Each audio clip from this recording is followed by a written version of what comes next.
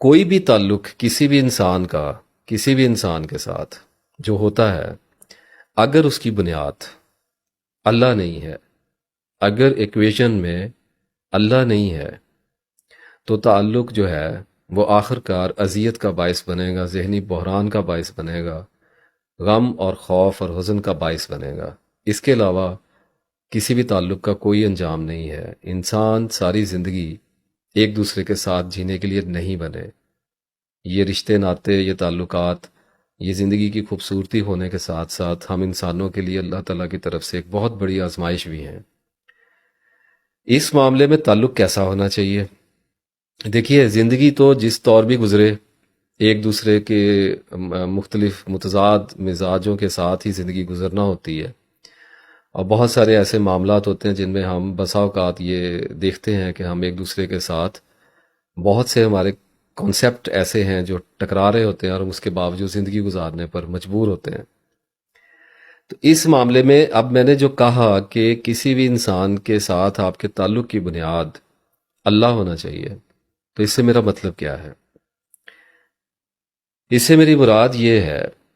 کہ اگر آپ اللہ تعالیٰ کی طرف بڑھ رہے ہیں، اگر آپ کا علم اللہ تعالیٰ کی طرف روز بروز ترقی پذیر ہو رہا ہے، تو آپ کے لوگوں کے ساتھ تعلقات کی نوعیت مختلف ہوتی چلی جائے گی، اچھی ہوتی چلی جائے گی، اور ایک بہتر سمت کی طرف گامزن ہوتی چلی جائے گی، ڈیمیجز کم ہوتے چلے جائیں گے۔ اس کی وجہ یہ ہے کہ اللہ تعالیٰ ہمیں قرآن پاک میں حقوق العباد پر جتنا زور دیتا ہے، اور خود حضور صلی اللہ علیہ وسلم کی حیات مبارکہ، اسوہ حسنہ اور سیرت مبارکہ میں جتنا اہل و عیال کا، رشتہ داروں کا، دوست احباب کا، غربا و مساکین کا، حتیٰ کہ جانوروں تک کا خیال رکھنے کی جتنی سخت تاکیدیں آئی ہیں،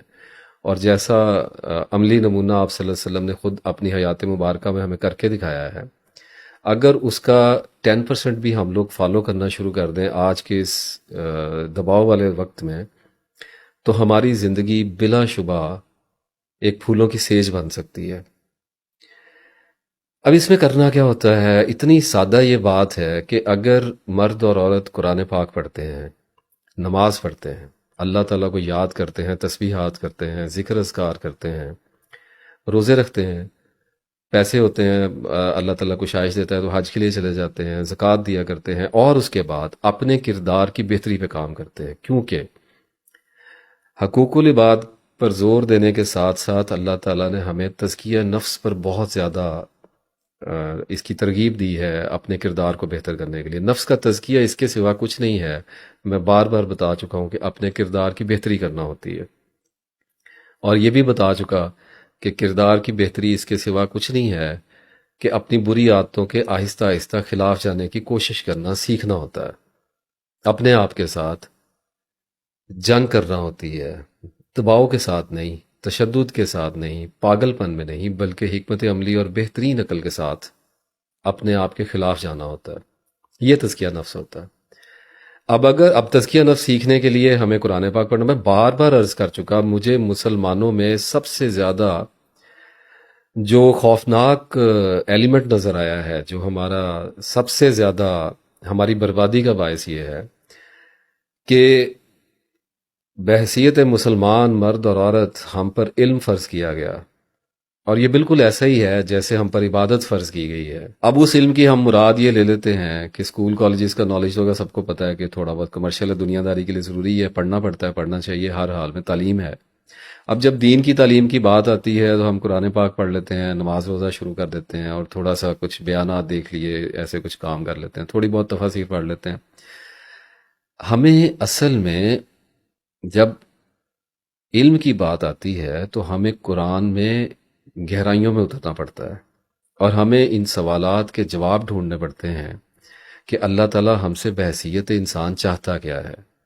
اور حقوق العباد کے لیے ہم پر کیا فرض کیا ہے، کون سی کوشش، کون سی سٹرگل، اور کیسی حکمت عملی اللہ تعالیٰ ہم سے چاہتا ہے۔ تو جب کوئی قرآن پاک کو گہرائی سے پڑھتا ہے تو اسے ایک بات تو بڑی صاف اور واضح نظر آتی ہے کہ اپنے کردار کو بہتر کرے گا۔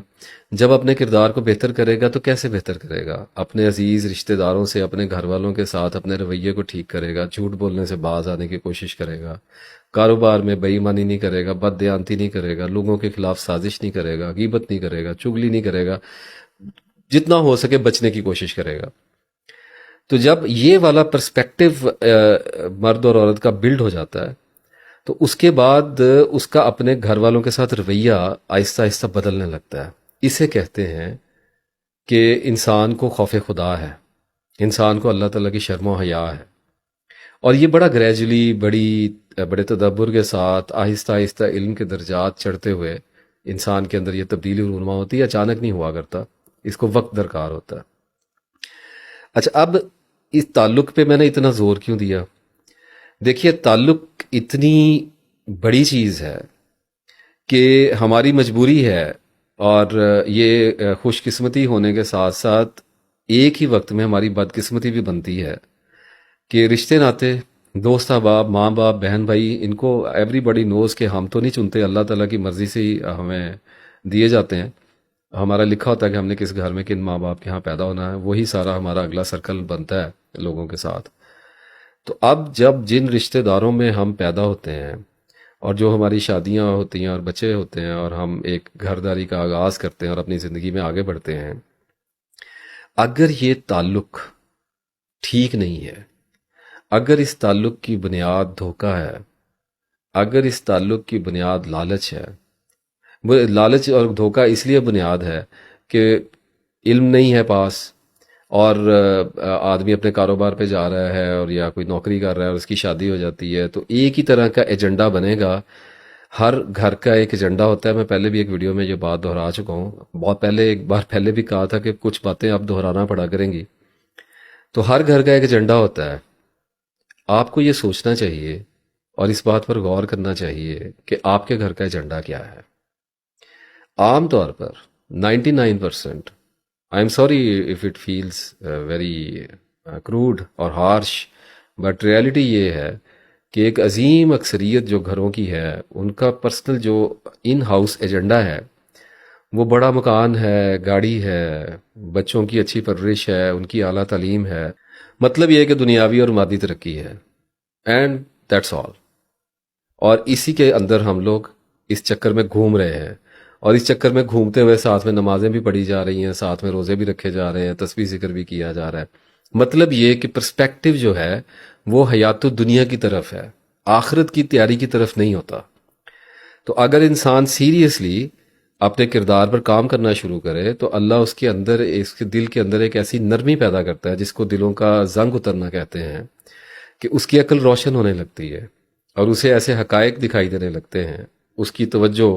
ایسے معاملات پر پڑنے لگتی ہے جن سے پہلے وہ بالکل بے خبر تھا. تعلق کے بارے میں آپ کو ایک حقیقت بتاتا ہوا چلوں. اگر تعلق آپ کو جنت میں نہیں لے کے جاتا، اس شخص کے ساتھ جس کے ساتھ آپ کا تعلق ہے، تو وہ تعلق آپ کو جہنم میں لے جائے گا. یہ اتنی بڑی ریالٹی ہے، اس پر جو بھی غور کرے گا اسے اپنے ساری زندگی کے تعلقات کی اصلیت اور سچائی معلوم ہونے لگے گی، اور اپنی ذات کے بارے میں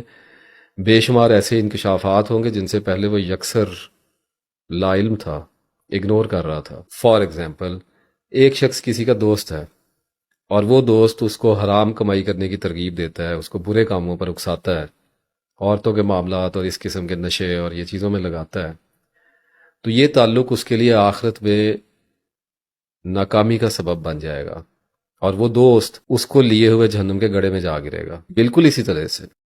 اگر میاں بیوی کا تعلق اللہ تعالیٰ کے خوف، اللہ تعالیٰ کی شرم و حیا اور اللہ تعالیٰ کی محبت کو ساتھ لیے ہوئے نہیں چل رہا،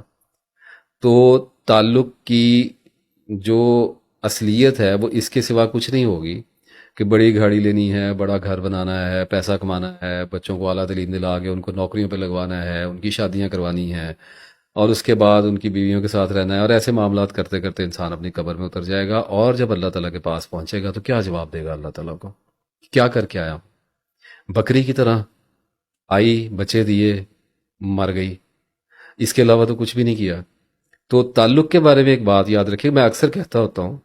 کہ دوست وہ ہوتے ہیں جو پھر جنت میں بھی دوست ہوں، میاں بیوی وہ ہوتے ہیں جو پھر جنت میں بھی میاں بیوی ہوں، بھائی بہن وہ ہوتے ہیں جو جنت میں بھی بھائی بہن ہوں.